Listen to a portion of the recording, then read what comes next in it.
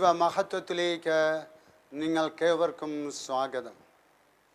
IMS അമ്മയുടെ നടയിൽ നിന്ന് സ്നേഹവന്ദനങ്ങൾ ആശംസിച്ചുകൊള്ളുന്നു.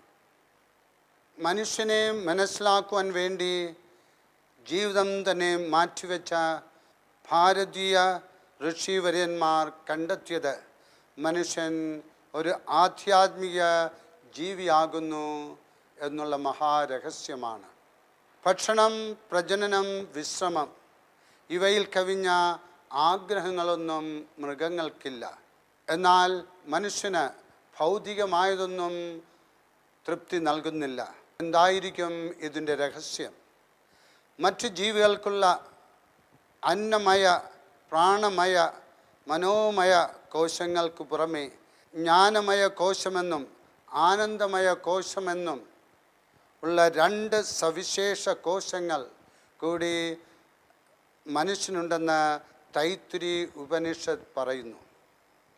കലകളുടെയും ശാസ്ത്രങ്ങളുടെയും ഇരിപ്പിടമാണ് ജ്ഞാനമയ കോശം. ആധ്യാത്മിക അനുഭൂതികളുടെ പരകോടിയായ ബ്രഹ്മാനന്ദം മുളയെടുത്ത് വരുന്നത് ആനന്ദമയ കോശത്തിലാണ്. നരജന്മത്തിൻ്റെ പരമലക്ഷ്യം ഈശ്വര സായുജ്യം അഥവാ ബ്രഹ്മാനന്ദ അനുഭവമാണ്. ഉപനിഷത്തുകൾ പറയുന്നു, മനുഷ്യ മനസ്സിൽ ദൈവത്തിനായുള്ള ഒരു ദാഹം എപ്പോഴും ഉണ്ടാകും. സങ്കീർത്തകൻ പറയുന്നു, നീർച്ചാൽ തേടുന്ന മാൻപേടയെപ്പോലെ ദൈവമേ, എൻ്റെ ഹൃദയം അങ്ങേ തേടുന്നു. എൻ്റെ ഹൃദയം ദൈവത്തിനായി ദാഹിക്കുന്നു.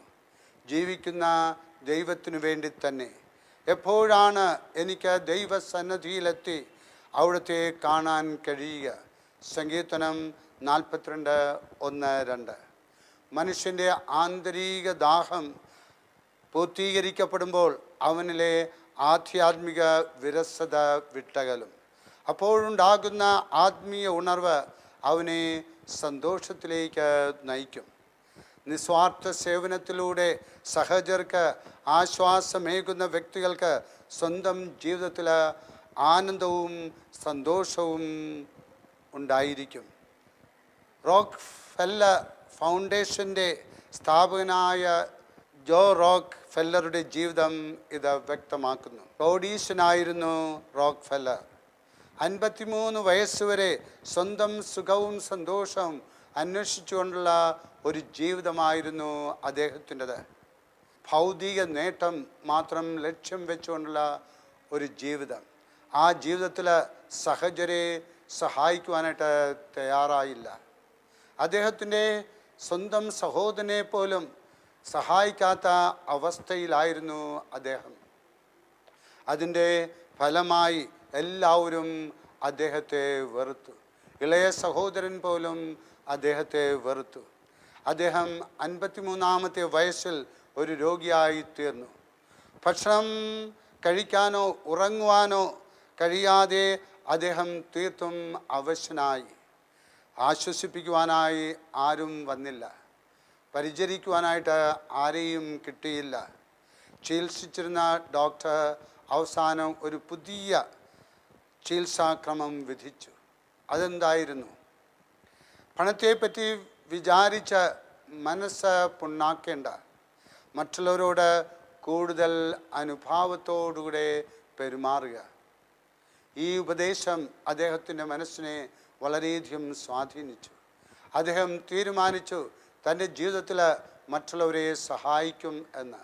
തൻ്റെ സമ്പത്ത് മുഴുവനും മറ്റുള്ളവരുടെ സഹായത്തിനായിട്ട് ചിലവഴിക്കും എന്നുള്ളൊരു തീരുമാനം. ആ തീരുമാനം അദ്ദേഹത്തിൻ്റെ ജീവിതത്തിൽ അദ്ദേഹം പ്രാവർത്തികമാക്കുവാനായിട്ട് തുടങ്ങി.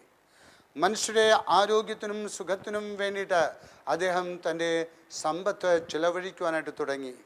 ക്ഷയം, മലമ്പനി, കോളറ തുടങ്ങിയ മഹാരോഗങ്ങളെ ചികിത്സിക്കുവാനായിട്ടുള്ള മരുന്നുകൾ കണ്ടുപിടിക്കുന്നതിന് അദ്ദേഹം ഏറെ സഹായിച്ചു. അനേകരുടെ ജീവിതത്തിലേക്ക് അദ്ദേഹം സൗഖ്യമായിട്ട് കടന്നു വന്നു. ഏതെല്ലാം വിധത്തിൽ മറ്റുള്ളവരെ സഹായിക്കാമോ അത്രയും സഹായിച്ചു. ഈ പുതിയ ജീവിതം അദ്ദേഹത്തിന് ഒരു പുതിയ ഉന്മേഷവും ഉണർവും നൽകി. സംതൃപ്തിയും പ്രദാനം ചെയ്തു. രോഗങ്ങൾ വിട്ടകന്നു. മറ്റുള്ളവർക്ക് സുഖവും സന്തോഷവും നൽകിയപ്പോൾ റോക്ക് ഫെല്ലറുടെ ശരീരത്തിന് സുഖം ലഭിച്ചു, മനസ്സിന് സന്തോഷം ലഭിച്ചു. 53-ാമത്തെ വയസ്സിൽ മരണശൈലിയിൽ കിടന്നിരുന്ന റോക്ക് ഫെല്ലർ ആരോഗ്യ ദൃഢഗാത്രനായി 98 വയസ്സ് വരെ ജീവിച്ചു. സംഗീതകൻ ചോദിക്കുന്നു, എൻ്റെ ആത്മാവേ നീ എന്തിന് വിഷാദിക്കുന്നു, നീ എന്തിന് നെടുവീർപ്പെടുന്നു, ദൈവത്തിൽ പ്രത്യാശ വയ്ക്കുക.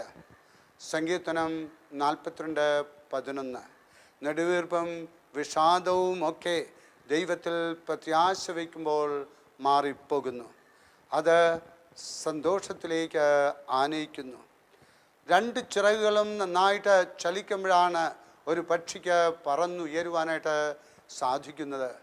വിശ്വാസവും പ്രത്യാശയും ആകുന്ന 2 ചിറകുകൾ സ്വന്തമാക്കിക്കൊണ്ട് ജീവിതത്തിൽ സൽപ്രവർത്തികൾ ചെയ്തുകൊണ്ട് ജീവിക്കുമ്പോൾ പറന്നുയരുവാനായിട്ട് സാധിക്കും.